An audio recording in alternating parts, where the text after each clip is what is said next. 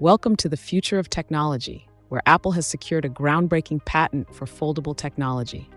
This innovation could pave the way for a foldable iPhone or iPad, revolutionizing the way we interact with our devices. The key to Apple's foldable concept lies in preventing screen creases, ensuring a seamless user experience. By making the display thinner at the fold and utilizing advanced materials, Apple is pushing the boundaries of design and functionality.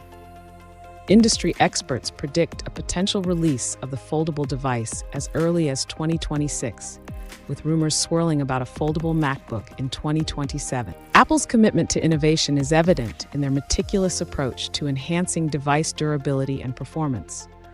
One of the patent's intriguing features is the incorporation of grooves filled with a special liquid to reinforce the delicate folding area. Additionally, Apple is exploring new glass technologies to ensure enhanced strength and scratch resistance.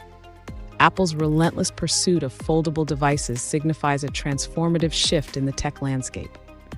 Stay tuned as Apple continues to push boundaries and redefine the future of technology.